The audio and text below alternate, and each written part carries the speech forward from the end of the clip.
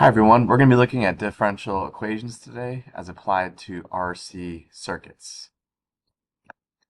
We're going to do two examples. The first one is a charging capacitor, second one a discharging capacitor. These don't represent a comprehensive view, but they should show a pattern of how we can go about solving the differential equations.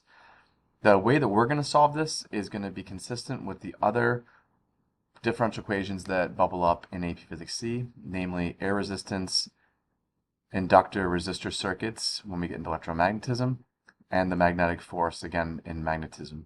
So the format of how we solve this differential equation will be the same format that we solve all of those other instances of differential equations.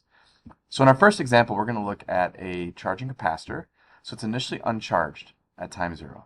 We're going to throw down this switch, allowing this loop to be closed, and the charges are going to flow out of the positive side of the battery, positive charges, around and start to populate this plate. The positive charges are going to move away from the left plate toward the negative terminal of the battery.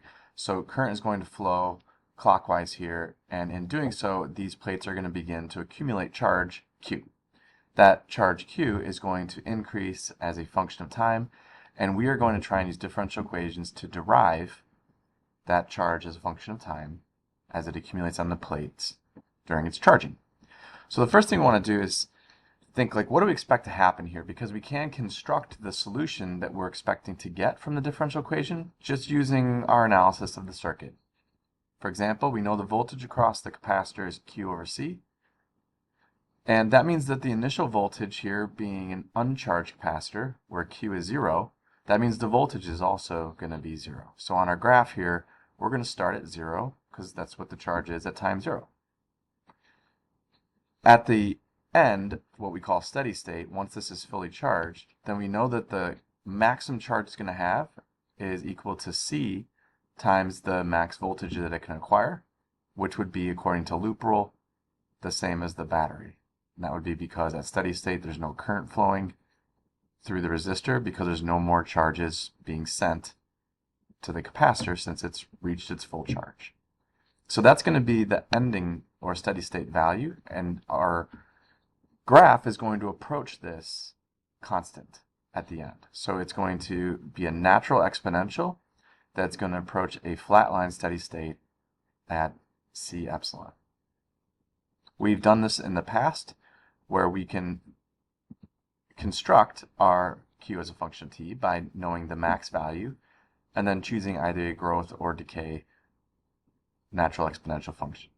So for example, our max value is C epsilon, and the growth function that we've talked about in class is 1 minus e to the negative t over RC. This actually represents our answer to part B, which is going to be the charge as a function of time that we're going to derive using differential equations.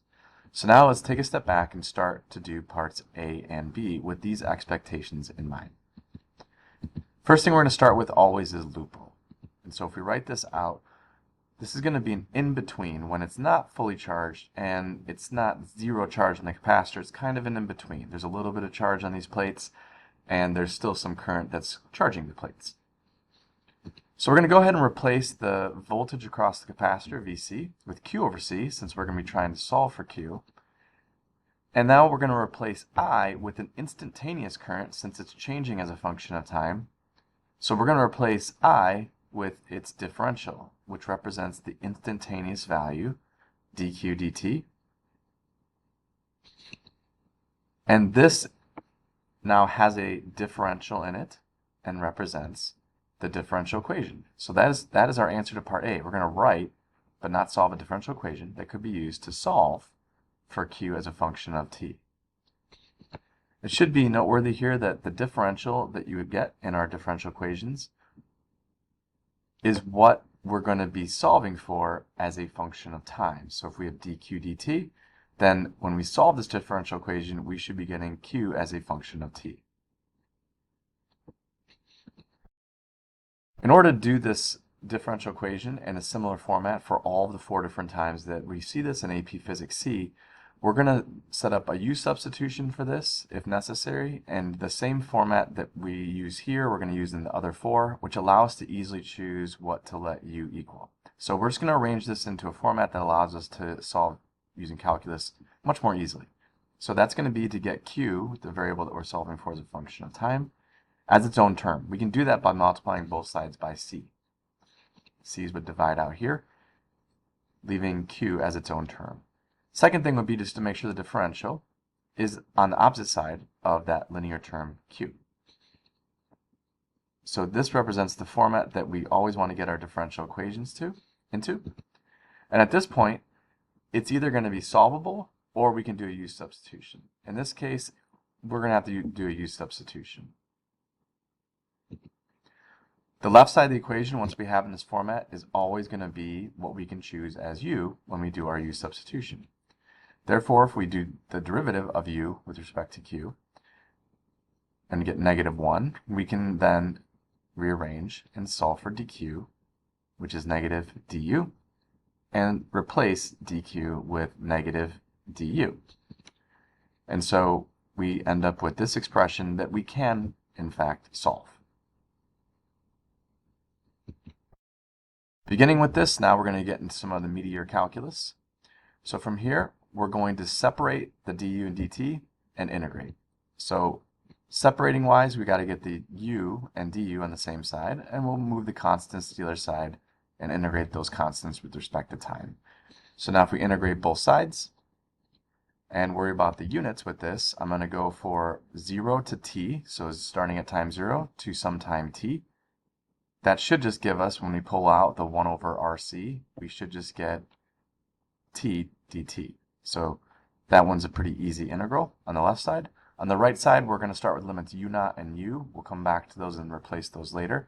And we're left with just integrating 1 over u du, which is the natural log of u minus the natural log of u0.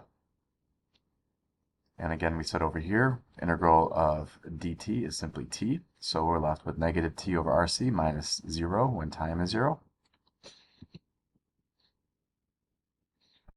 We can write our natural log as a fraction like this. And now we're going to do base natural log e to the negative t over rc, and that gets rid of our natural log on the right side.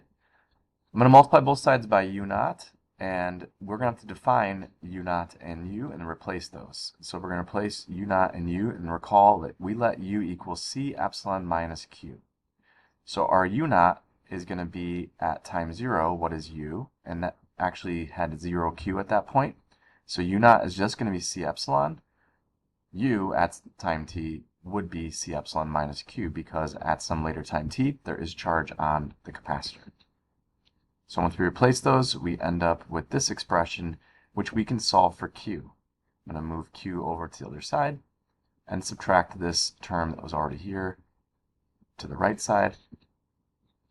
And we are left then with our expression for q as a function of t, which is the exact same expression that we thought we were going to get on that original slide from the graph. In example 2, we're going to do a discharging capacitor. In this case, we're going to start with the capacitor that's already charged. This switch is open, so there's no loop just yet. And then when we close it, that's going to define our time 0. The positive charges are going to push around the circuit through the resistor and to the negative side. Since there's nothing to maintain a separation of charge, once these charges have moved around, the capacitor will be neutralized eventually, which we refer to as discharging. Same instructions here. We want to write but not solve a differential equation, and we're going to use integral calculus to derive an expression. So the first thing we want to do is figure out what's happening here. Let's get a good sense of where we're going to go with this.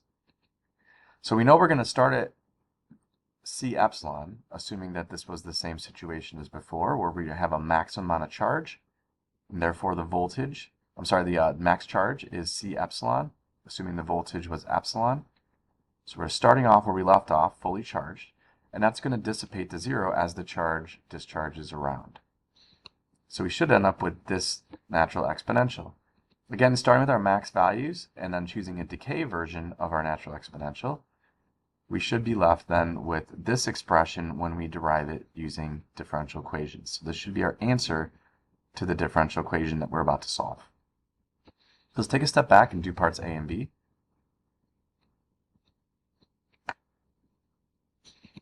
We're going to start with loop roll as we did before. Here we just have the voltage across the capacitor and the voltage across resistor.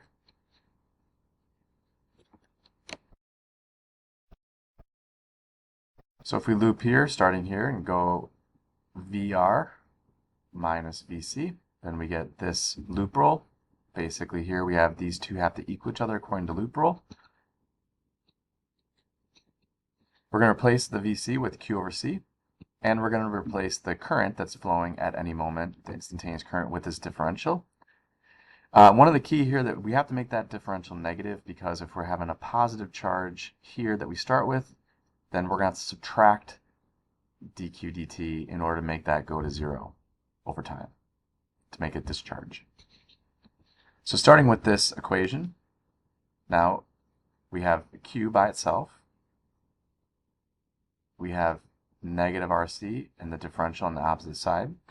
So now we're going to separate and integrate. We don't have to do U substitution here because this is already in the format that we are trying to get to with our U substitution. Integrate both sides just like we did before, and the calculus turns out to be exactly the same. Instead of U naught and U, we're doing Q naught, the initial charge, and then how much charge we have after it's slightly discharged. Same integration that we did before. I'm going to multiply both sides by Q naught after raising it to the power of our natural base exponential.